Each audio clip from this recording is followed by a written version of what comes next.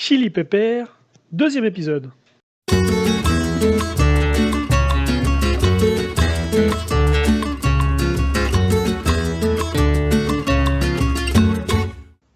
Alors bonjour à toutes et à tous et bienvenue sur le podcast Chili Pépère, épisode numéro 2.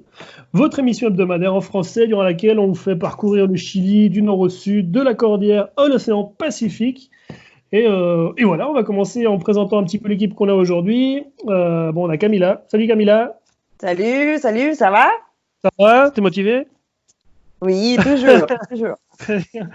Et moi-même, moi c'est Jonathan. Et aujourd'hui, juste quelques secondes avant qu'on reçoive notre invité, Camilla, est-ce que tu aimes le vélo? J'adore les vélos. J'aime beaucoup les vélos comme moyen de transport, oui. En fait, Okay. quand j'ai vécu en Suisse, j'avais mon vélo, j'allais partout. C'était quelque chose que j'ai adoré. Ici à Valparaiso, j'ai vu que c'est un peu plus compliqué avec le colis et tout. Du coup, ça me manque beaucoup. Mais j'adore. Très bien. Alors, parce que notre invité d'aujourd'hui, le vélo, il aime bien. Le vélo, j'espère qu'il aime bien le vélo. Il s'agit de Sylvain Karpinski. Salut Sylvain. Salut. Ça va? Nickel. Salut les poulets. Salut Camilla. Salut. Sylvain Karpinski, donc je te présente en quelques mots. Toi, tu es suisse-polonais et tu vis actuellement au Québec depuis pas mal d'années d'ailleurs. Ça fait combien d'années que tu es au Québec?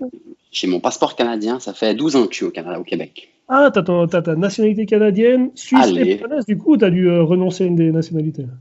Bon, officiellement, on va dire que j'ai renoncé à une des trois. Ok, très bien. Et comme je disais, t'aimes bien le vélo, t'aimes tellement le vélo que t'as fait un petit voyage il y a quelques temps. Donc depuis la ville de Québec, c'est ça, ou depuis Montréal? Exact, je suis parti de la maison, j'habitais à Québec à l'époque, oui. Ouais, et t'es allé jusqu'où? Alors, je me suis dit que j'allais aller le plus loin que je peux. Et il s'avérait que c'était Ushuaia, en Terre de Feu, en Argentine. Un petit 18 000 km. 18 000 km, pas mal. Et t'as toujours d'ailleurs une chaîne YouTube où t'as montré un petit peu tout ça. Combien d'épisodes t'as fait au total sur ta chaîne? Je pense que j'étais rendu à 11 avec le but d'en faire 13. Ouais, c'était un par pays ou bien par région. Ouais. À la base, je voulais faire une chaîne YouTube pour partager en fait avec mes potes un peu ce qui se passait parce que comme disait l'autre, ce qui n'est pas partagé, non, le bonheur est vrai que lorsqu'il est partagé. C'est un film de merde qui s'appelle Into the Wild. Non, c'est un bon film. Et puis, je m'étais dit que j'allais faire une petite vidéo reportage pour vraiment pouvoir partager un peu ce qui se passe, puis aussi faire découvrir un peu à tous ces sédentaires comment ça se passe ailleurs, quoi. Ouais. À la base, c'était surtout pour tes potes, mais finalement, c'était bien vu par pas mal de monde parce que nous-mêmes, moi, j'ai eu des voyageurs ici, des touristes qui ont fait un tour avec moi à Valparaiso et qui ne te connaissaient pas personnellement, mais qui connaissaient ta chaîne et tes vidéos. Donc, c'est drôle. Okay. Ouais. Donc, il y a eu quand même 2-3 personnes comme ça qui ont vu ça. Et t'as motivé d'ailleurs des personnes à venir à voyager à vélo, donc ça, c'est pas mal. Et donc, c'est bon, ça.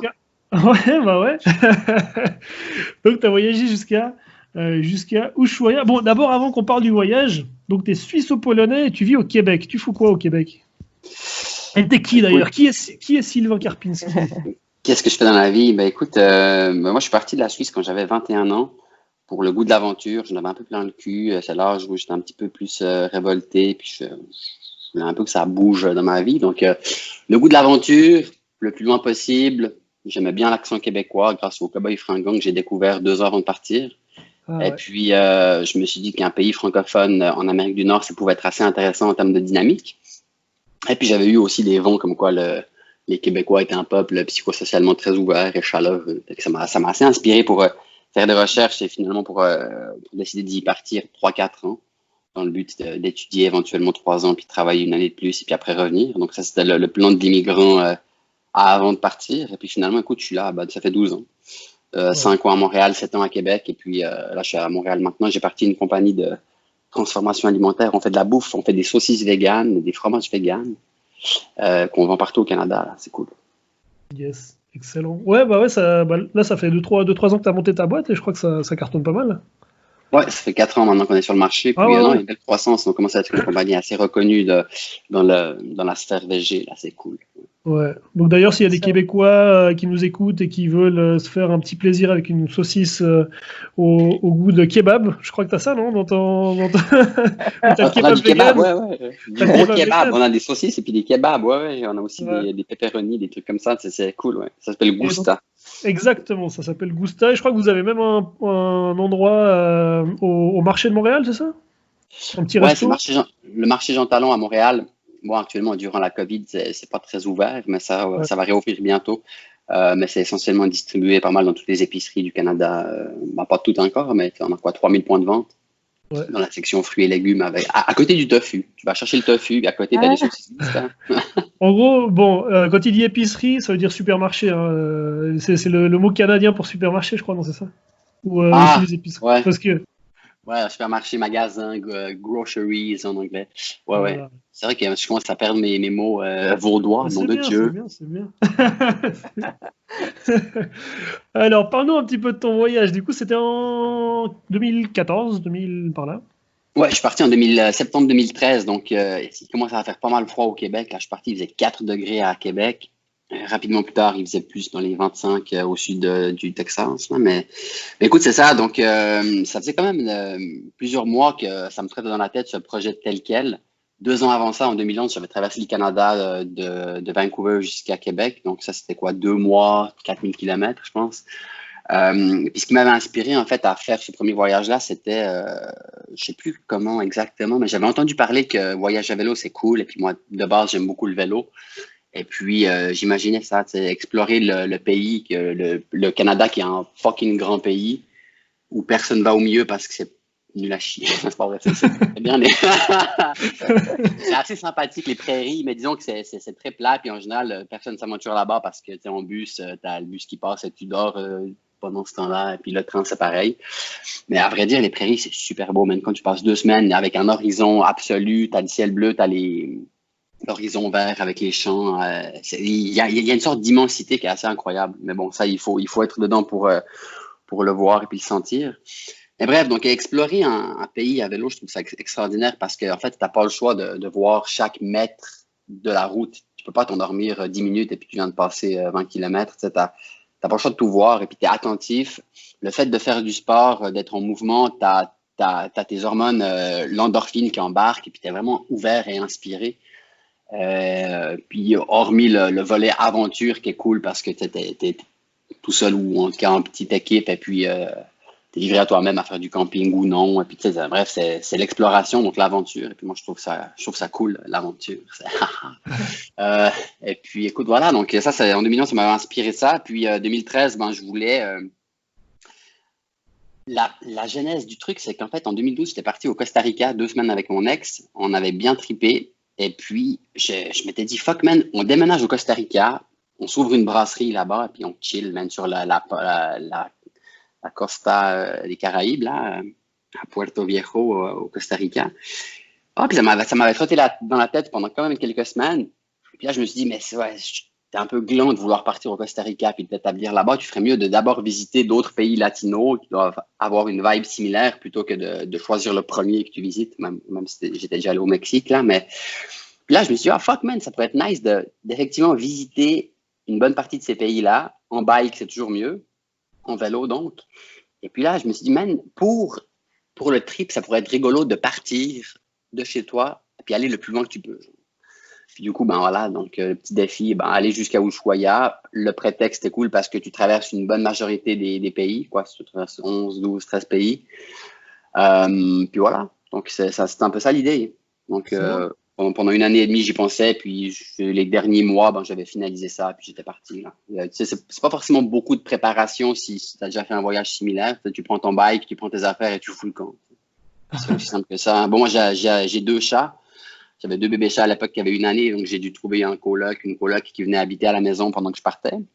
Et puis qui payait le loyer accessoirement, mais tu sais, voilà, quoi. En gros, puis c'est pas très cher à voyager en vélo. Tu peux t'en sortir pour 20 ou 30 balles par jour, ou même moins si tu bois pas trop de bière, pas comme moi. Moi, ce qui coûtait cher, c'est les binous, mon gars, les 6 packs. Pas bien de boire. Donc, voilà, c'est un peu ça. Je pense qu'il y avait aussi, peut-être, cette idée de submergir dans une autre culture avec une autre langue aussi.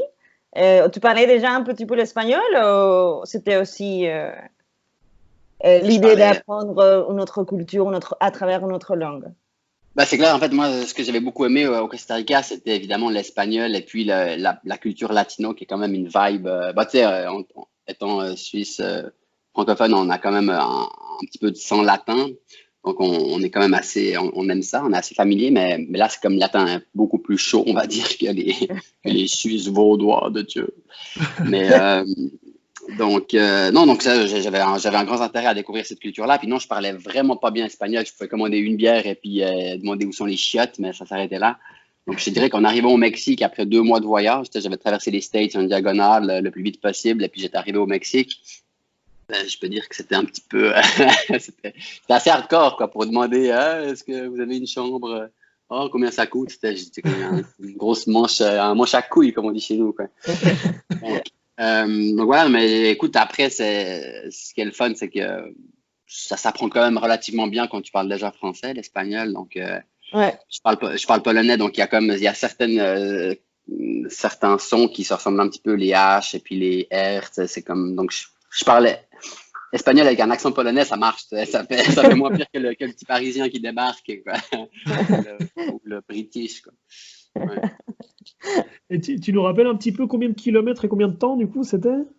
Ouais, donc écoute, initialement, je pensais partir 8 mois, c'était 18 000 kilomètres.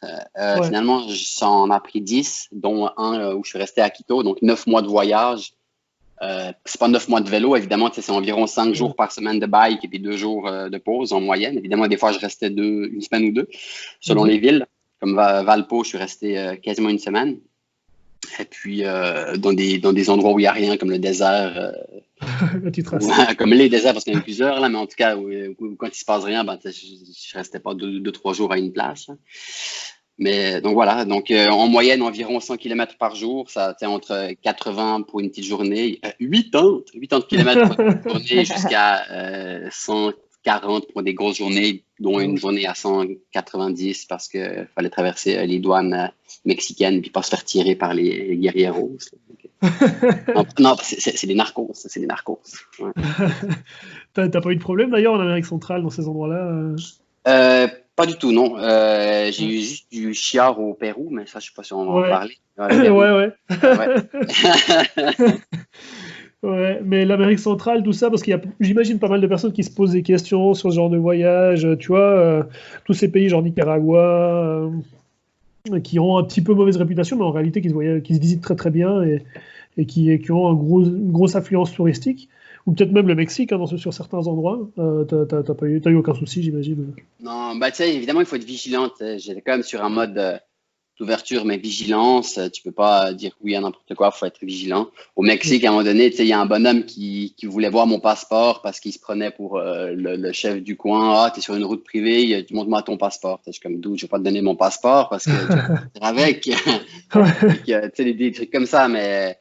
Puis après, tu sens que des fois, c'est un peu craignos, mais je pense que c'est plus dangereux pour les résidents locaux qui sont victimes des gangs de rue comme au Salvador ou au Mexique entre les gangs de narcos et tout ça que pour un touriste, pour autant que tu fasses pas bling bling et puis que tu fasses pas le con là. Comme justement, j'ai passé par le Salvador et puis Honduras. Honduras, à l'époque et encore maintenant, je pense que c'était un des pays les plus dangereux au monde. C'est eux qui ont le plus haut taux d'homicide pour 100 000 habitants. En l'occurrence, j'ai juste fait 2 jours et demi en Honduras. C'est très court à traverser quand tu passes du Salvador au Nicaragua. Donc, écoute, tu sens qu'il y a quand même une petite ambiance un peu je me méfie. Dans le sens que tout le monde se méfie. C'est comme partout en Amérique centrale, tout le monde a des gros 12, des gros canons sciés dans le dos. Il y a comme des gardes aux stations-service qui sont là avec leurs gros guns. Tu te sens quand même, c'est particulier. Mais au final, c'est ça. Si tu fais pas le con, moi je trouve que ça se passe assez bien là. Ouais. Surtout que j'imagine que les voyageurs, les touristes, c'est pas forcément la cible des toutes ces personnes qui se promènent avec des guns, quoi. Enfin, c'est surtout des vols sur les touristes. Il me semble qu'il y en a relativement peu quand même en Amérique centrale. C'est pas la première cible des gens, quoi.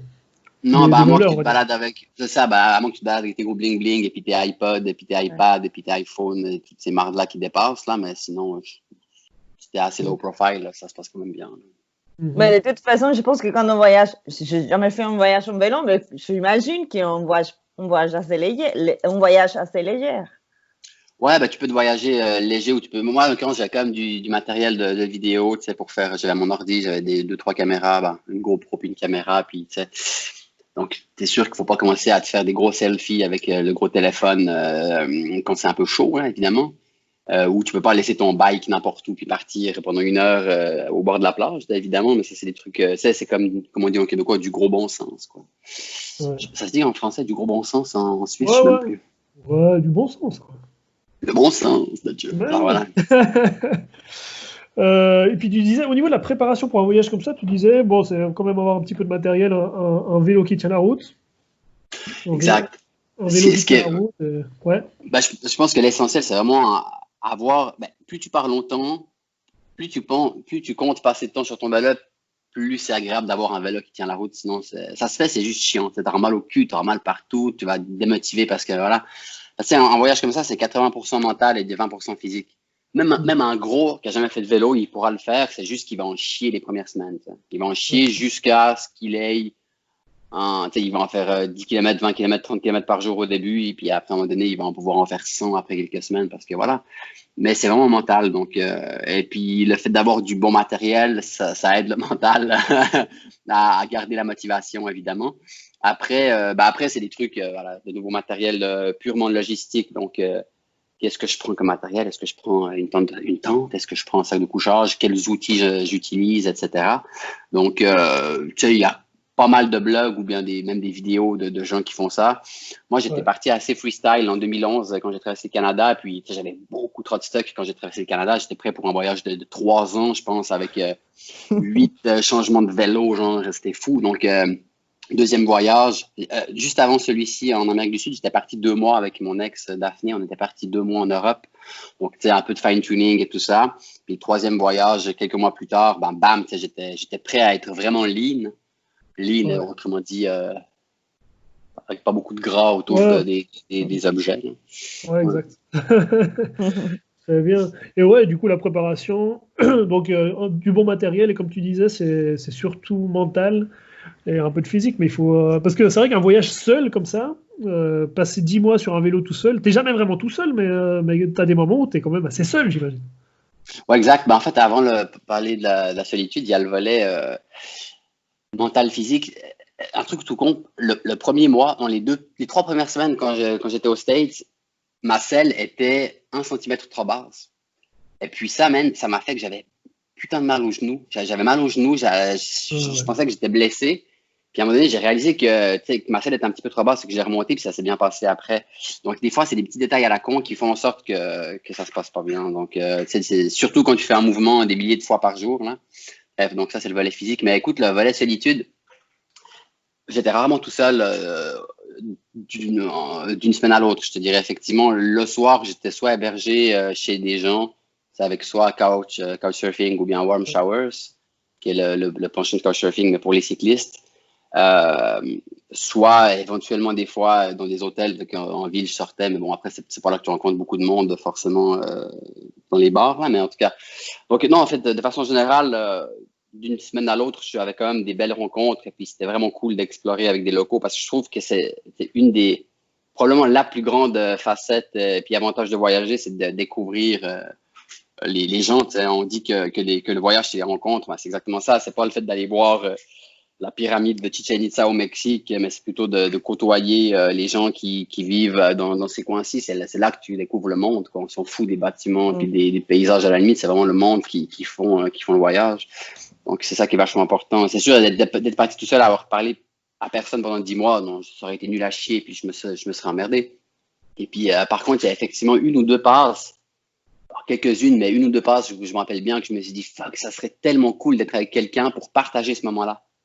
Ouais. Dans une des vidéos, je parle de ça, j'étais dans un parc, un des parcs nationaux au nord du Chili, ouais. Le parc, je sais plus comment il s'appelle là, mais vraiment très cool. Il y a comme des pingouins, etc. Il n'y avait pas un chat, c'était malade. La paix, mon gars.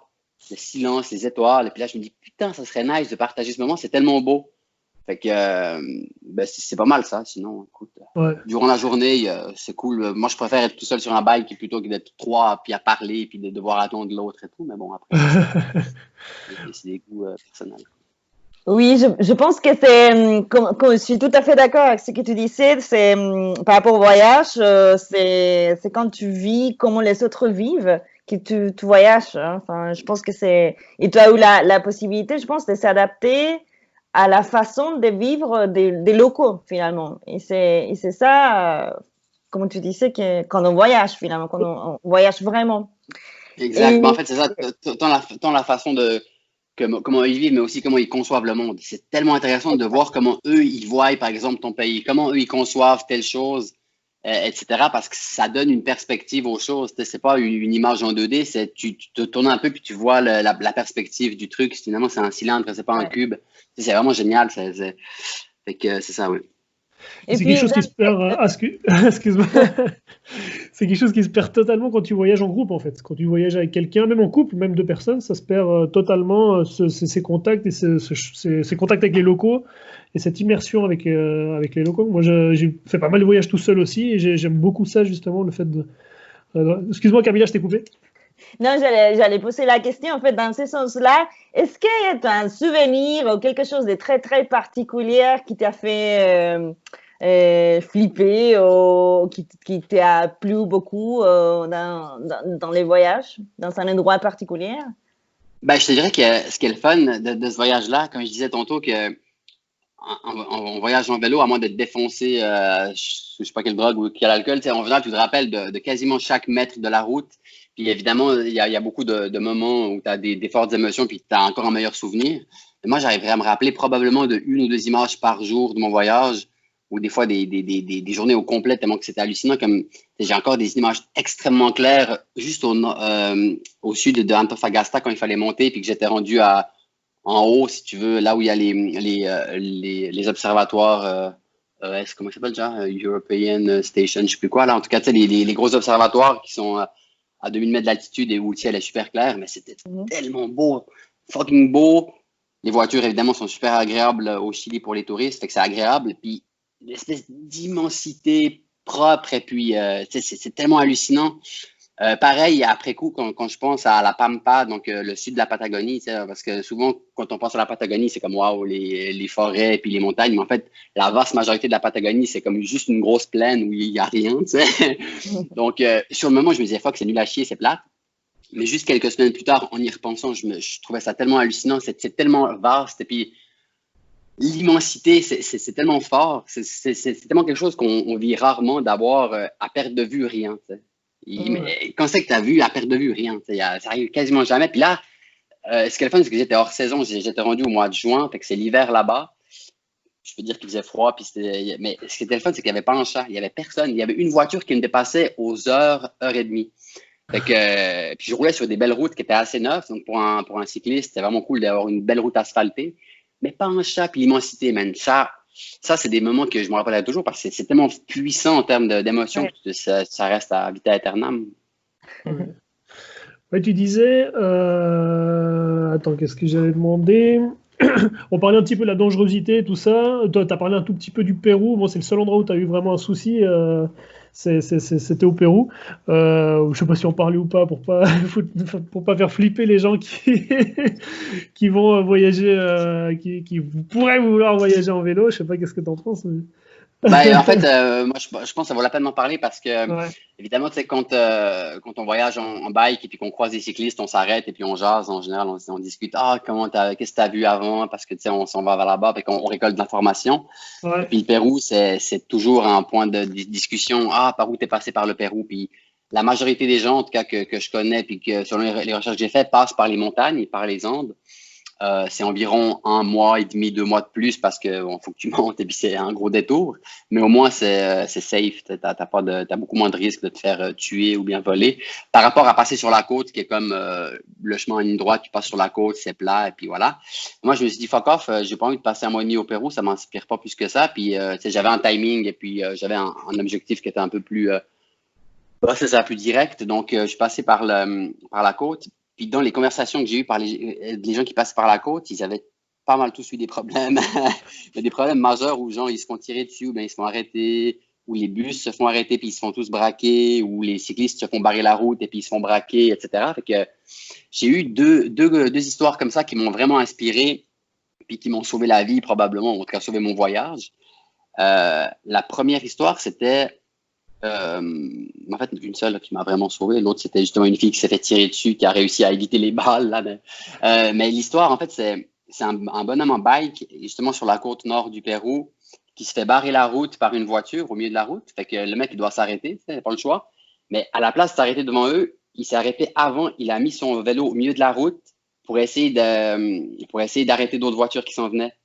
Ça fait en sorte qu'effectivement, il y a des voitures qui arrivaient et qui ne pouvaient pas le contourner directement lui.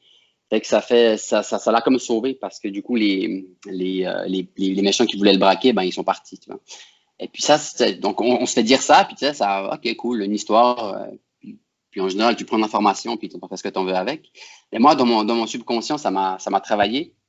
Et puis même durant mon voyage au Pérou, j'imaginais des situations, j'imaginais des scènes où qu'est-ce qu'il arriverait s'il y a ça qui se passe. Et puis dans mon cerveau, j'imaginais ça, puis je le simulais à tel point que c'est comme si j'avais déjà vécu. Tu sais. Je me disais, si un mototaxi qui me pointe un gun, qu'est-ce que je fais? Puis là, je m'imaginais, je lui saute dessus, je sais pas quoi. Vraiment, il y a plusieurs scénarios où je vivais chaque seconde, qu'est-ce que je ferais concrètement. Moi, je suis un gars qui est plutôt, je suis pas très passif, fait que si tu m'agresses, ça se peut que je fasse quelque chose de, je vais pas me mettre à me chier dessus puis à te supplier. Fait que voilà, bref, mais tout ça pour dire que le Pérou est très dangereux, puis ça s'est reconnu de Lima jusqu'au nord. Donc Lima, c'est au milieu, jusqu'au nord, donc jusqu'à l'équateur sur la côte, c'est vraiment dangereux. Il y a plein d'histoires, c'est de la merde, etc. Je sais pas comment c'est en 2020 là, mais en tout cas avant 2015, c'était ça. Et puis un jour avant d'arriver à Lima, donc un jour avant d'être dans une zone un peu plus sécuritaire, j'arrive fin de journée, je suis à 2 km d'arriver à mon petit hôtel, machin, puis il y a une voiture qui se met à ma hauteur. Et puis tout ce que je voulais vous dire là, ça s'est passé en 10 secondes. Ça serait très rapide, mais dans mon cerveau, ça se passe à peu près en 4 heures. Là, je me rappelle de chaque fucking seconde, même de l'expression du bon non, mais il était masqué. Mais en tout cas, je me rappelle exactement. Là, une voiture arrive à ma hauteur, et puis là, elle commence à me coller. Je me dis, il est proche, le mec. Il veut tourner. Là, il y a comme des gars qui me font des signes par la fenêtre, genre, arrête-toi. Puis la voiture se met devant moi. Puis je me dis, bon, il est un peu con, il me coupe, il pourrait accélérer plutôt que de me couper. Puis là, la voiture s'arrête. Puis là, je suis rendu presque arrêté. Je roule à 3 km/h, genre. Je commence à bientôt poser mon pied. Puis là, je vois un gars sortir par la porte arrière droite avec son t-shirt, ou je sais pas si c'était un t-shirt ou un foulard sur sa face, et puis un gun, genre un pistolet dans sa main. Genre. Oh là là. Et puis là, je me dis, putain, le mec, il m'aura pas, mon gars. C'est hors de question. Le mec, il me pogne. Et là, ce que je fais, c'est que je freine ce qui me reste à freiner pour essayer de me remettre sur la route, parce que il m'avait tassé quand même sur le bas-côté de la route, après quasiment 1 mètre en dehors de la route. Et là, je break. Et puis, évidemment, je m'arrête. Fait que je suis peut-être à 1 mètre du bonhomme qui arrive vers moi. Puis là, avec mon pied, tu sais, un vélo qui fait à peu près 60 kilos tout chargé, fait qu'il y a le gros mulet, genre. Avec mon pied, j'essaie de me remettre sur la route. Et puis, évidemment, le mec, il arrive à pogner ma sacoche derrière. Fait que là, je saute de mon vélo, puis je me mets au milieu de la route. Mon vélo était rendu à peu près sur la voie de droite. Puis moi, j'ai comme couru au milieu de la route pour essayer d'arrêter des voitures. Et puis, rendu là, on était à 2 mètres chacun de mon vélo, l'autre à l'opposé. Et puis, il avait l'air d'être pas content. Puis, ça s'est passé rapidement, évidemment. Donc, il a réembarqué dans sa voiture et puis ils sont partis. Je pense qu'ils étaient 3 dans la voiture. Mais donc, apparemment, vu qu'il m'a pas eu du premier coup, ils sont repartis sur le bas-côté pas en marche arrière, mais à contresens sur l'espèce de bas-côté pour s'enfiler dans une petite rue. Et puis, là, je me suis dit, putain, man, à une demi-seconde près, il me pognait moi, mon t-shirt, et puis il me tirait sur le côté. Puis là, après, qu'est-ce que tu veux faire? Si c'était un gun, t'as comme plus t'as plus tellement t'as plus rien à faire, quoi. Donc là, je me suis dit, donc là, j'ai vraiment, vraiment eu chaud. Puis c'est vraiment parce que quand c'est arrivé, toute cette action-là, j'ai hurlé, man. Comme, vraiment comme un cri de démon, genre de. Et ça lui a peut-être fait peur parce que moi, ça m'a fait peur, en fait, de crier comme ça, mais vraiment un cri de non. Pas genre de ah, j'ai peur, mais genre de oh, tu m'auras pas. Genre, tu vois, le genre, Ouais. un espèce de cri de rage, je sais pas, en tout cas, c'est fou. Quand j'y pense, ça me fait assez marrer. Mais bref, pour finir là-dessus, pendant 2 jours, entre l'Équateur et le Pérou, j'ai roulé avec un gars de Taïwan qui, lui, partait de l'Alaska, puis s'en allait à Ushuaia. On a roulé ensemble et tout ça, puis voilà. Puis on s'est séparés au premier jour au Pérou. Moi, je suis resté 2 jours à Mancora sur la plage, là, un petit coin assez sympathique au nord du Pérou sur la plage. Et lui, il a continué. Puis quand ça m'est arrivé 2 semaines plus tard, on s'était rendu 4 semaines plus tard, je pense. Bref, quand ça m'est arrivé, ben, je lui ai écrit Hey dude, t'es où? Comment ça va? Moi, je viens de me faire attaquer, j'espère que ça va. Il me répond dans les heures qui suivaient Ah, ben, tant mieux pour toi. Moi, 2 jours après qu'on soit séparés, je me suis fait attaquer, à peu près pareil. Un petit mototaxi m'a barré la route, je me suis arrêté gaiement. Le mec est arrivé vers moi, il m'a donné un coup de crosse avec son pistolet dans la face. Je suis tombé, il m'a lâché un arbre, il est parti avec mon vélo, avec mon bike, toutes mes affaires, et puis merci, au revoir. Il est resté une demi-heure attaché. Ouais, il est resté une demi-heure attaché. Puis il y a comme il y a comme un paysan qui passait ou je sais pas quoi. Ils l'ont récupéré. Fait que le mec, il était rendu à Lima. Puis ici, il s'en allait à la maison à Taïwan parce qu'évidemment, il n'y avait plus de passeport, plus rien. Fait que je me suis dit, putain, man, à une demi-seconde près, le mec, il me pognait. Soit il me tirait, soit il me frappait assez fort pour que je puisse plus rien faire. Fait que là, Mais tout ça pour dire que c'est probablement parce que j'avais imaginé ces situations-là. Inconsciemment ou consciemment, j'avais vraiment imaginé quelque chose. Fait que ça fait en sorte que quand ça arrive, t'as pas une demi-seconde pour réfléchir, t'agis tout de suite parce que tu y as déjà pensé. Bref. La conclusion, peut-être que c'est mieux de passer par la cordillère, du coup, de passer par où? Écoute, c'est ça, il y a l'option, si tu as le temps, tu passes par la cordillère, effectivement, par les montagnes. C'est casse-couille, c'est de la gravelle, puis le monde chauffe quand même mal. Mais au moins, c'est plus sécuritaire. Ou il y a du monde qui le font en bus. Ils prennent un bus depuis Mancora ou je sais pas où, à la frontière, et puis jusqu'à Lima. C'est quoi, 2 jours de bus, je sais plus comment c'est, là. Parce qu'après, à partir de Lima, tu n'as plus eu de problème du tout. Après, c'est safe. Après, ça allait. Après, niveau sécurité, ça allait. Tu vois déjà que c'est un peu plus sécuritaire. Le monde sont un petit peu moins cons. Quand je dis un peu moins cons, c'est parce qu'au Pérou, en fait, c'est vraiment moi, je trouve que c'est le pire endroit pour faire du vélo. En vélo, il y a 2 éléments qui sont névralgiques, c'est le vent dans la face, ça c'est chiant, mais c'est surtout les véhicules, à quel point les véhicules sont ou non dangereux pour toi, puis à quel point ils te klaxonnent. Mais au Pérou, ils te dépassent d'une façon monumentale. C'est comme si à chaque fois, ils essaient de te frapper, ils dépassent très proche et ils klaxonnent tout le temps, ils klaxonnent tout le temps. Et ça, mon gars, ça pour un cycliste, c'est tellement chiant. Une fois, ça va, 10 fois, ça va, mais quand c'est 1000 fois par jour, tout le temps. Avec le klaxon. C'est dangereux. Fait que non, c'était pas agréable du tout. Mais en fait, le Pérou, c'est la seule fois. C'est marrant parce que quelques heures avant que je me fasse attaquer, je me disais, man, j'arrive à Lima puis je rentre à la maison, je n'ai plein de cul. J'étais atteint au niveau mental. J'étais tellement démotivé au point que je remettais mon voyage en question. Bon, après, est-ce que c'est cette énergie négative ou ce manque de bonne énergie qui m'a fait que je me suis fait attaquer? J'en sais rien. Mais j'étais vraiment, man, j'étais à 2 doigts de foutre le camp, là. Qu'est-ce qui t'a fait de ne pas foutre le camp, finalement? Ben écoute, finalement, après, je suis resté 2 jours et demi à Lima chez un gars assez cool. On a fait la fête. Bon, pas trop, là, mais bref, c'était quand même cool à Lima, à Miraflores. Il y a un parc au centre-ville, le parc Kennedy, où il y a plein de chats. C'est tellement nice. Il y a un parc où c'est loadé il y a comme 100 petits chats. C'est drôle. Mais bref, donc écoute, puis évidemment, je me suis remis en question. Je me suis posé les pour et les contre. Et puis, non, j'ai assez rapidement retrouvé ma motivation en me disant que ça allait être plus cool après, quoi. Puis comme de fait, c'était plus cool après. Puis surtout, man, en arrivant au Chili, c'était comme un poisson qui débarque dans de l'eau tiède, transparente, qui sont bons. Tu veux, là, c'est malade. Ouais.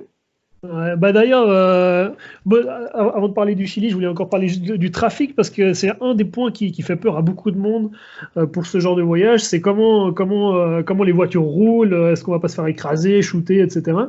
Il y a des grosses différences entre les pays dans la façon de conduire les gens et quel pays serait du coup le plus agréable, on va dire. C'est clair qu'on peut. Ouais, pour les cyclistes, ben écoute, c'est clair que tu peux faire un ranking, tu peux faire un classement des pays pas le fun et puis des pays très cool. Le deuxième pays le moins intéressant pour les cyclistes, à part le Pérou, c'est le Nicaragua, où tu te fais souvent klaxonner et puis le monde te dépasse d'une façon pas très sympathique. tous les autres pays, ça va. T'as l'Équateur, il klaxonne. Il commençait à klaxonner un peu, c'était chiant, mais ça allait, il dépassait d'une façon normale. Mais c'est tous les pays d'Amérique centrale, Guatemala, Salvador, même le Panama, qui est comme les States, en fait. C'est drôle. Le Panama, on dirait un micro États-Unis, c'est vraiment drôle. Mais bref, tous ces pays-là, malgré qu'il n'y avait pas d'accotement ou très peu sur la route, donc la grosse panaméricaine, je sais pas, super nice. Les camions ne dépassaient relax, tout le monde était gentil, pas de. Même s'il y avait beaucoup de trafic, c'était assez dense, mais ça allait bien. Mais le top du top, à part le Chili, évidemment, qui était exceptionnel, c'est la Colombie. En Colombie, bon, zéro accotement, mais le monde ont une culture du cyclisme. Là-bas, ils ont plusieurs champions de cyclisme internationaux là-bas. Et puis, ils ont un énorme respect pour les cyclistes. Et y compris les cyclotouristes. Il y a beaucoup de cyclistes, puis tu as beaucoup de côtes là-bas, nom de Dieu. Les Andes sont au milieu là-bas. Donc, ils ont les 3 cordillères qui se rejoignent dans le sud de la Colombie. C'est super beau, puis évidemment, c'est montagneux. Donc, beaucoup de cyclistes. Puis les cyclotouristes, un énorme respect. Donc, ils klaxonnaient pas, justement. Ils te dépassaient avec beaucoup de distance et puis ils te levaient la main pour t'encourager, quasiment systématiquement. Fait que ça amène, c'est agréable, c'est sympa. Ouais. Donc, c'est un peu ça. Puis Chili, très nice aussi. Le monde, moi, zéro klaxon, dépassement bien correct. C'était cool. Et parce qu'il y a des femmes aussi qui voyagent seules, qui font des. Moi, j'ai vu même une fille, une Française qui faisait, je crois, plus ou moins le même voyage que toi, mais en monocycle, qui a fait ça. Et donc, c'est chaud, c'est quand même. Donc, il y a des femmes qui font ce genre de choses. Toi, tu as rencontré des filles qui voyageaient à vélo. Tu sais s'il y a des problèmes en particulier ou pas? Parce qu'il y en a pas mal qui peuvent avoir peur, justement, de voyager seul, à vélo, pendant des mois en Amérique du Sud. Mais je sais pas si tu as eu l'expérience. J'ai croisé une cycliste, je crois qu'elle était allemande, elle remontait. On s'était croisés, je sais plus où c'était, même. En Amérique, c'était-tu au Pérou ou au Chili? En tout cas, au Chili, au nord du Chili, elle remontait. J'ai croisé des couples, dont un couple qui s'est séparé puis que la fille, elle a continué. Moi, ce que j'ai entendu, évidemment, parce que ça, on en parlait aussi, mais plus tu es blonde en termes de couleur de cheveux, moins tu passes partout, puis plus tu peux avoir de problèmes.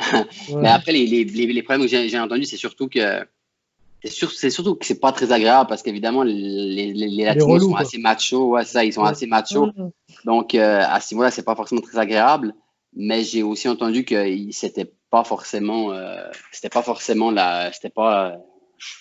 pas l'expression, mais c'était pas invivable. C'était pas dangereux au niveau sécurité, c'est juste pas ultra agréable.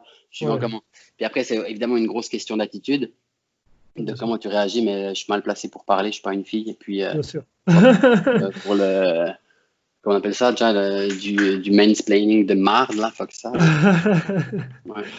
Et du coup, tu es arrivé au Chili. Ouais. Tes impressions sur le Chili? Alors ça, c'est drôle parce que j'arrive à Arica, donc qui est à la frontière avec Tacna. Et puis, c'est totalement hallucinant. On dirait vraiment que c'est comme... on dirait que c'est surréel parce que tu arrives, Pérou, ça klaxonne, c'est chiant, man. Ça pue, je te jure. C'est un désert qui est similaire parce que c'est le même désert qui continue, mais ça pue. Il y a beaucoup de déchets. Le monde sont honnêtement glands. Les chauffeurs te klaxonnent tout le temps. Puis là, tu passes la frontière. C'est fucking propre. Personne ne te klaxonne. Le monde, on pas l'air bête. Bête dans le sens, ils font pas la gueule. Et puis c'est propre, ça je l'ai déjà dit. Mais c'est agréable, c'est hallucinant. Puis la route est beaucoup plus clean aussi. Tu sais, la panaméricaine, c'est la Cinco, je pense. La numéro 5, c'est ça. Elle est fucking clean. Elle est comme neuve, on dirait. Bon, vous n'avez pas de dégel chez vous, fait que tant mieux pour vous. Elle va rester éternelle, cette route-là. Mais chez nous, c'est à chaque année qu'il faut les refaire. C'est chiant au Québec. Mais bref, donc, hallucinant. Je te dis que c'est comme... J'arrivais pas à y croire. J'avais pas du tout d'attente. Je me doutais que ça allait être moins chiant que le Pérou, mais j'avais pas du tout d'attente comme quoi ça allait être malade et puis que les Chiliens c'est des fous furieux puis que ça allait être fou. Tu sais, fou furieux dans le bon sens évidemment. Tu sais, il y a un humour qui est tellement hallucinant au Chili par rapport à d'autres pays. Mais bref, donc ouais, super surpris positivement. Puis ça, je pense que j'en parle dans ma vidéo quand j'arrive au Chili. Je suis comme fuck man, c'est malade, c'est tellement agréable.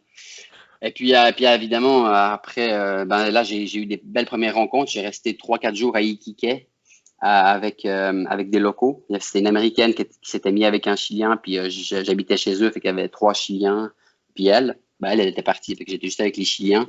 Puis là, ça a commencé, man. C'était des foireurs, man, tellement drôle, man. Puis la façon de parler, puis l'espèce d'humour, c'était toujours avec des jokes, et puis c'était hallucinant, puis la vibe. Puis aussi, ce qui est fou, puis ça, peut-être il y a peut-être pas assez de gens qui le verbalisent, mais il faut quand même dire ce qui est. Le Chili, c'est probablement le pays d'Amérique latine qui est le plus occidentalisé. En termes premièrement, en termes de revenus, en termes de richesse, on s'entend que c'est pas aussi la misère qu'au Pérou, bien que tous les autres pays. Et puis juste ça, déjà, le niveau revenu, ça fait en sorte que malgré tout, on a plus une base commune qu'avec des pays où les gens, c'est la misère. T'arrives et puis je crois que tu vas boire une bière, c'est pas la misère, c'est comment dire, parce que c'est vraiment une question de purement pécuniaire de revenus, mais malheureusement, ça influence vraiment ta façon de, tu sais, ta pyramide de Maslow, on a des choses qui sont communes avec les Chiliens par rapport aux pays de l'OCDE que les pays, on va dire plus, qui sont plus dans la misère n'ont pas, tu sais. Donc le besoin, etc. Donc on a premièrement une base commune, ça c'est vraiment cool. Et puis après c'est ça, après moi l'accent chilien, j'ai tellement adoré ça avec putain d'expression de merde tout le temps là, c'est drôle quoi. Ouais. Je pense qu'au Chili aussi il y a quelque chose qu'en vélo je pense qu'on peut vraiment apprécier, c'est quand tu parcours les Chili du nord au sud dans ces cas. Et tu vois la diversité des paysages et comment ils changent au niveau des couleurs. Et il y a aussi les climats et tout. Et je pense qu'en vélo, on peut percevoir ça, mais hyper bien, quoi. Exact. Et puis, tantôt, au début, je parlais qu'en vélo, tu vois chaque mètre de la route. Avec le Chili, ce qui est vraiment génial, c'est que c'est un pays très, très mince, très, très, très long, qui est extrêmement diversifié en termes de biodiversité et puis de climat. Mais tu n'as comme quasiment pas le choix de passer, de traverser le Chili à 100%. Bon, évidemment, je suis pas allé en haut, là, proche du salaire, comment ça s'appelle, le salaire de Uyuni? Ouais, c'est ça. Mais toute la côte, qui est quasiment la moitié du pays, déjà, je l'ai vu plus toute la longueur, quasiment à 100%. Fait qu'effectivement, le fait de voir, non seulement, admettons, le désert, mais après, tu arrives dans une petite ville de désert, après, tu arrives dans une petite ville de région, après, tu arrives dans une mégapole, là, mettons Santiago, puis après, tu vois une ville de banlieue, tu vois tout. Et puis, ce qui est vraiment, pas juste le fait de voir des villes, tu vois comment les gens conçoivent leur propre pays. À Iquique, man, c'est tellement drôle d'entendre parler, les gens d'Iquique parler de Antofagasta, puis de parler de Santiago. Puis pareil, tu arrives à Valpo, puis comment les gens parlent de Santiago, c'est tellement drôle. Puis après, tu arrives à Santiago, puis comment les gens parlent du monde de Iquique, puis de Valpo. C'est tellement de la bombe. Puis après, encore pire, tu arrives au sud, genre dans la 10e région et tout, là, sur la carretera australe, comment les gens parlent à Coyhaique, admettons, tu sais, une des plus grandes villes là, du sud, on va dire ça comme ça, là. Comment les gens parlent du reste du Chili, c'est tellement fantastique, parce que tu as vraiment une sorte de perspective globale. Tu vois toutes les couleurs de l'arc-en-ciel, quoi. Donc ça, c'est fantastique à cet égard-là. Pour vraiment, comme on parlait tantôt au niveau des rencontres, mais aussi d'apprendre une culture et puis d'apprendre des façons, des conceptions, non seulement du monde, mais de leur propre pays. Fait que tu as vraiment, ouais, c'est ça. Et au Chili, est-ce que il y a une région que tu as préférée ou peut-être dans laquelle c'est plus facile de rouler, voyager à vélo, peut-être c'est plus facile au sud, au nord, au niveau du climat, au niveau du vent, peut-être au sud ou... Ouais, moi j'arrivais, j'étais au début de l'automne quand j'ai entré au Chili dans l'Atacama, puis au sud, il pleuvait pas mal et puis après il faisait froid, mais j'ai vraiment un gros faible pour tout l'Atacama, donc tout le nord, parce que c'est tellement beau et tellement grand, puis t'as tellement la paix, c'était vraiment quelque chose d'incroyable. Puis pour rappel, l'Atacama c'est le désert le plus sec au monde, pas le plus chaud au monde, mais le plus sec. Ouais. C'est vraiment hallucinant. Puis évidemment, après toute la Patagonie, donc toute la carretera australe, ce qui était vraiment le fun, c'est que j'étais hors saison. Donc ça, normalement, durant la saison, c'est loadé de motos, de cyclistes, de tout. Puis moi, j'étais littéralement, il y avait personne. Il y avait quasiment tous les hôtels qui étaient fermés parce qu'il n'y a pas de touristes. Donc c'était vraiment très cool d'être hors saison. Tantôt, on parlait aussi je pense que c'est toi, John, qui a parlé que quand quand tu es avec d'autres, quand tu es en groupe, ben, tu sais, c'est pas la même façon de voyager. En couple, évidemment, c'est pas pareil. Là, tu vas moins oser des choses. C'est quasiment comme si tu pouvais déléguer 50% de ton, du chiard, tu le délègues à l'autre. Fait qu'il y a bien des expériences que tu vas pas faire. Mais, on a déjà parlé de ça, Jonathan, le fait de voyager style backpacker dans des auberges de jeunesse. Moi, personnellement, je trouve ça tellement à chier parce que, à peu de choses près, une auberge de jeunesse, c'est une auberge de jeunesse et puis c'est la même à Tokyo qu'à fucking Valpo, qu'à Ica au milieu du Pérou. Parce que tu auras un Irlandais, tu auras 2 Allemands, tu auras un Suédois, tu auras un Anglais, puis tu auras 3 Français, puis tu auras 2 Allemandes. Et puis ils vont toujours parler de la même fucking marde, à part que la bière, ça sera une autre marque de bière, mais ils vont quand même boire de la même laguerre de marde. Puis ils vont quand même, puis ok, il va faire chaud, il va faire froid, puis ils vont peut-être avoir 2-3 expressions locales, mais ça reste une espèce de beige extrêmement, malheureusement. C'est mieux que rien. Je dis pas que mieux vaut rester chez soi, c'est mieux que rien parce que tu vas quand même effectivement partager 2-3 trucs le fun, mais c'est peut-être à 10% de ce que ça pourrait être quand tu es en dehors des sentiers battus. Quand t'as pas les 3 mêmes Irlandais qui arrêtent pas de se bourrer la gueule, et puis l'Américain qui se prend, que lui est à gauche, fait qu'il dit fuck Trump, et puis tu sais. Fait que bref, donc ça c'est pour parler de ça. Là. Du coup, toi, c'était surtout, tu dormais sous tente comment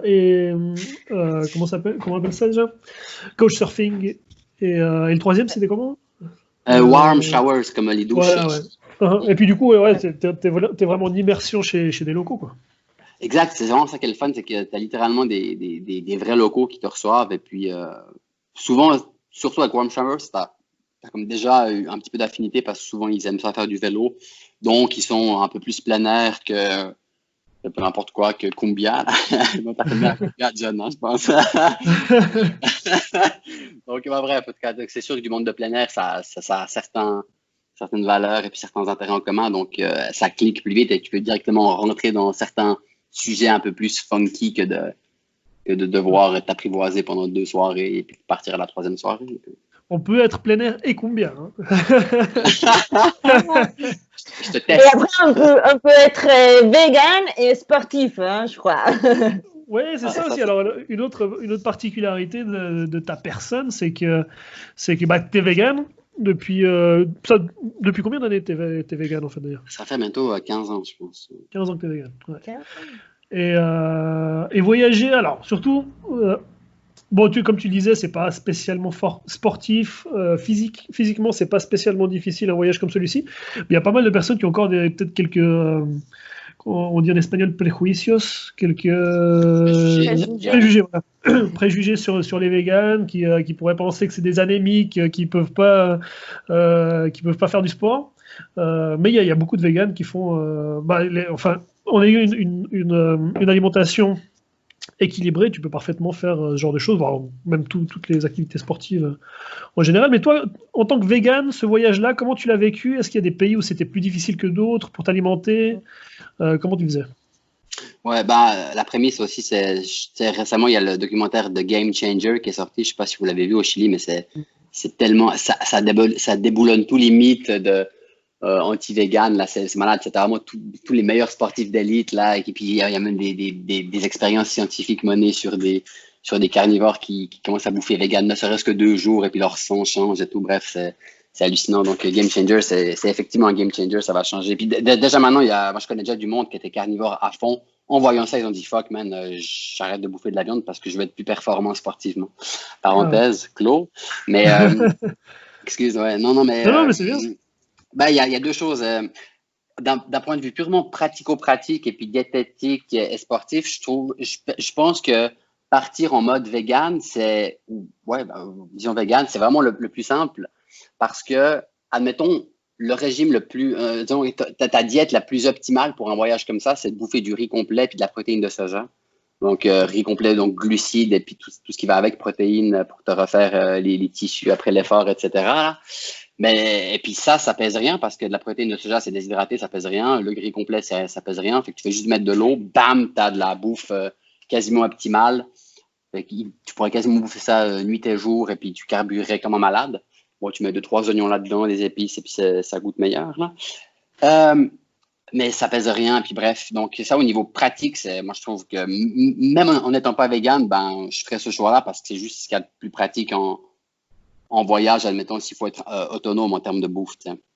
Donc, ça, c'est la première chose. Parce qu'il y a des fois où tu es au milieu de rien, puis tu n'as pas le choix de te faire à bouffer toi-même parce que tu n'as pas de ville, et puis tu es au milieu du désert pendant 2 ou 3 jours de suite, et puis il faut te faire à bouffer. Fait que dans ces cas-là, ben, boum, riz complet, protéines de soja, un petit légume, de l'eau, et puis c'est pas mal ça.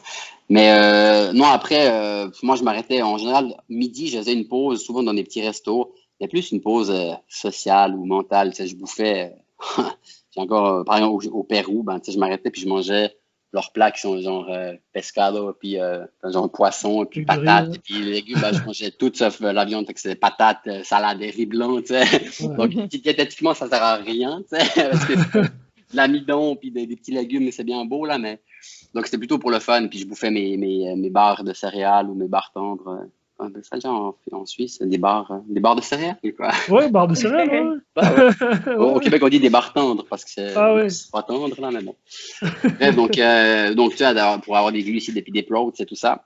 Ouais. Donc, des fois, c'est sûr que si, admettons, tu es un fin gourmet et que tu veux tout le temps bouffer comme un roi puis goûter les trucs locaux, ben, c'est sûr qu'en étant vegan dans des pays très carnistes, ben, c'est nul, c'est plate. Voilà. Mais dans les petites, moyennes et grandes villes, il y avait quand même, étonnamment, même dans les pays latinos, comme dans des petites villes en Équateur ou d'autres pays, il y avait toujours 1 ou 2 restos végétariens. Souvent, c'est relié avec les Govindas, genre c'est un des mouvements qui vient de l'Inde, qui sont un peu plus spirituels et tout. Ben, ils avaient quand même, ils ont réussi à ouvrir des restos végétariens. Fait que, puis quand c'est végétarien, c'est souvent très vegan friendly, fait que tu bouffais des trucs vegan. Donc, bref, quand j'arrivais dans les villes, j'allais dans le 1 ou 2 restos végétariens qu'il y avait. Dans les grandes villes, ben là, t'as plein de choix. C'est dans les moyennes et grandes villes, t'as énormément de restos vegan qui font de la grosse bouffe bien sale. Là, je me gâtais. Mais au day-to-day, sur la route, ben, je me cuisinais souvent moi-même mes trucs, quoi. Le soir, surtout, parce que c'est là qu'il fallait quand même avoir une bonne alimentation, histoire d'entretenir ton corps, quoi. En fait, ton corps, c'est comme une machine, et puis la bouffe, c'est comme de l'huile, et puis il faut bien l'entretenir pour être efficace, sinon c'est pas cool, quoi. Ouais. Ici, d'ailleurs, à Valparaiso, le premier resto vegan ou végétarien, c'est justement les Govindas. Govindas, mais c'est quoi? C'est des hindouistes, bouddhistes? Je sais pas exactement ce que c'est. Mais... Ouais, c'est ça, c'est hindouiste, je crois. Hindouiste, merde, je suis même pas sûr. En tout cas, ils bouffent vraiment de la bouffe ayurvédique, et puis, tu sais, c'est très santé, beaucoup de légumes, etc. Donc, tu sais, au niveau gustatif, c'est pas ce qu'il y a de plus. Si t'es habitué à bouffer des gros burgers et puis de la poutine et des trucs comme ça, c'est peut-être un petit peu plus plate, mais c'est quand même. Ouais, c'est clair. Et Valparaiso, est-ce que tu as aimé? Fais attention à ce que tu dis. Hein. Valpo, je t'avouerais que c'est de tout mon voyage, c'est la seule place où pendant 2 ans, man, je me disais, je déménage là-bas. Je m'achète une maison là-bas, je déménage. Puis j'ai même trouvé une maison qui était cool, qui était à vendre, un peu dans les hauteurs, là. Puis je voulais vraiment déménager là-bas parce que, man, il y a une espèce de mix entre la bohème, les pirates, les clodos. Non, c'est toi, ça. Il y a vraiment une espèce de mixité hallucinante entre la ville portuaire avec c'est beau, premièrement, c'est beau, mais il y a une espèce de. Tu sais, il y a le fait qu'il n'y ait pas de supermarché au centre-ville, c'est malade, ça. C'est la seule ville de taille considérable il n'y a pas de supermarché, tu sais. Il n'y a pas de McDo, il n'y a pas de. C'est du real shit. On se croirait un petit peu en 1800 à l'époque des pirates, genre. C'est vraiment cool. Ouais. Donc pour ça, j'ai aimé. Puis évidemment, esthétiquement, c'est tellement fou, là. Tout le centre-ville est tapissé de graffiti. C'est tellement hallucinant. C'est quasiment féerique. Et puis, moi, je trouvais qu'il y avait une vibe qui était super nice aussi. C'est quand même, je trouve, il me semblait que c'était assez progressiste quand même. Et puis c'était cool, non? C'était vraiment cool. Ouais. Le sud, t'es arrivé, il commençait à faire froid, du coup, quand t'es arrivé au sud? Ouais, à partir de Puerto Montt. Ben, en fait, non, à partir au sud de Santiago, il commençait à pleuvoir pas mal et tout. Il faisait pas encore très froid parce que même la carretera austral, il fait pas forcément très froid en hiver. Il neige et tout, mais c'est pas toujours Moi, ça allait, il faisait entre. Je me rappelle plus, mais peut-être 10 degrés. Mettons 10 degrés, puis pas mal de pluie, beaucoup de pluie en fait. Là-bas, l'hiver, c'est surtout pluvieux. Et puis ça amène, mais c'était quand même cool, là, le fait d'avoir. Là, tu commences à avoir vraiment des montagnes, du gros bois. Puis ce qui était cool à l'époque, ils n'avaient pas encore parachevé la fameuse carretera austral. C'était pas encore tout asphalté. Maintenant, je sais pas, c'est rendu asphalté maintenant ou pas? Pas encore totalement, je crois. Non. Okay. Non. Okay. Donc, il y avait des sections qui étaient en travaux, d'autres qui étaient encore en ripio, donc de la gravelle, du gravier de Dieu. Et puis ça fait son petit charme. Tu roules dans le bois avec pas un chat. Donc c'était quand même cool. Ouais. Mais non, le gros froid, c'était vraiment au sud de la Patagonie. Tu sais, je suis arrivé un jour avant une énorme tempête de neige qui a bloqué pendant 2 jours tout. Il n'y avait plus de vol, il n'y avait plus rien. Je suis arrivé juste avant ça. Donc, mais il y avait quand même de la neige. Il y a un col à passer juste avant d'arriver. Là, tu retraverses pour la dernière fois la cordillère des Andes. Ben, ce qu'il en reste, là, c'est tout petit. C'est à quoi, 1000 mètres ou même pas. Le col de Garibaldi, là, tu traverses ça. Ouais. Donc, en haut, il y avait de la neige. Donc, c'était assez rigolo. Puis, bam, dernière ligne droite jusqu'à Ushuaia. Puis là, toute la Pampa, il faisait -5. Pendant 3-4 semaines, je roulais il faisait entre -7 le matin, puis +1 l'après-midi, même pas. Donc là, j'avais un masque, et puis j'étais bien habillé. J'étais super bien habillé, donc avec du bon stock, donc c'était cool. Puis la nuit, s'il fallait faire du camping la nuit, là c'est plus chiant parce que tu dors dans un gros sac de couchage et puis si tu veux aller pisser, tu te dépêches parce qu'il fait froid, quoi. Voilà. C'est clair. Sinon, alors attends, et puis après t'es arrivé chez nos voisins argentins.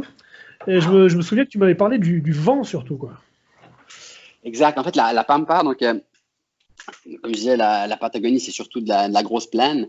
En été, c'est connu pour avoir des énormes vents, des gros vents bien méchants, genre des 100 km/h et tout. Comme vous connaissez Punta Arenas, au sud du Chili, qui est extrêmement venteux. Ils mettent même des espèces de barrières avec des cordes sur les trottoirs parce que t'as pas le choix de t'accrocher, sinon tu t'envoles, quoi. Donc, c'est un peu ça, la Pampa, énormément de vent. L'avantage de l'hiver, c'est qu'il y a un petit peu moins de vent.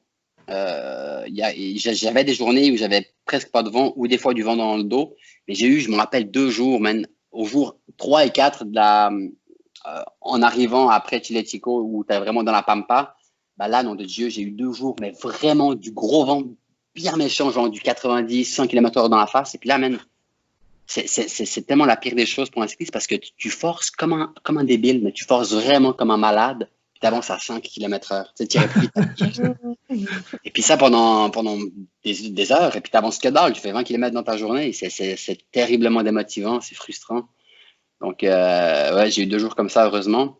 Mais en été, il y a du monde que c'est tout le temps. Tu sais. Puis quand les vents prédominants, c'est-tu du nord? Ouais, d'habitude, c'est du nord au sud. Fait que moi, j'étais assez favorisé en faisant cette. Mais ceux qui. Je me rappelle plus. Merde, c'est du nord au sud. Je pense que oui. Mais en tout cas, le monde qui l'été partent de Ushuaia pour remonter, d'habitude, ils en chient. Est-ce que c'est ça ou c'est l'inverse? Je ne me rappelle plus si c'est l'inverse maintenant. Je sais qu'en été, c'est l'inverse. Mais merde, en tout cas, il y a des vents prédominants que tu veux pas messer avec ça, là. Ouais. Ouais. Bon, au moins, après, t'es content d'arriver à Ushuaia, quoi. Ouais, en fait, c'est marrant parce que j'ai eu assez rapidement en arrivant, c'était comme deux espèces de tours qui disent Ushuaia, blablabla. Puis très rapidement, j'ai eu un petit blues que c'est comme c'est le fun, mais c'est pas le fun. C'est comme ça. Je suis bien resté 2 ans de plus sur mon bike. Tu sais. Ouais. Bon, ça c'est un peu égoïste de dire ça parce que j'avais ma copine qui m'attendait et puis j'avais mes 2 chats. Mais non, dans les fêtes, t'arrives et t'as déjà un blues post-voyage qui a commencé gentiment. Ouais. Mais c'était quand même cool d'arriver. Tu sais. Puis je suis resté dans une auberge, le fun, où il y avait un Irlandais justement qui venait d'arriver 2 jours, une semaine avant moi, je pense. C'était super cool, on s'est bien amusé. Un cycliste et puis des locaux. Très peu de touristes parce que c'était vraiment là, c'était quoi, la mi-juillet, donc c'est vraiment le cœur de l'hiver là-bas. Ouais. Puis il y a moins de touristes que l'été, quoi. Ouais, très bien. Bon, Camilla, je sais pas si tu as d'autres questions. Moi, j'en ai encore une ou 2, mais. Non, j'écoute très. C'était vraiment un voyage, un parcours, surtout pour le Chili. On a vraiment parcouru le Chili avec cet épisode. Du futur voyage, peut-être? T'as des idées? Bon, là, maintenant, tu bosses à fond, j'imagine. En plus, t'es papa. Ouais, j'ai un bébé d'un an. Ben écoute, on Ouais. voulait partir pas une année, on voulait partir un mois en Nouvelle-Zélande, mais ça reste à voir. Mais avant ça, évidemment, en revenant en 2014, première chose que je commençais à faire, c'est planifier mon prochain voyage. Ouais. Ce que je voulais faire, c'était Lisbonne, Singapour. Donc toute la banane, Ouais. Europe, Eurasie, et puis en passant par le Tibet. Ça serait vraiment un truc que j'aimerais faire parce que c'est probablement l'une des plus longues rides que tu peux faire, de traverser genre l'Eurasie au complet. Ouais.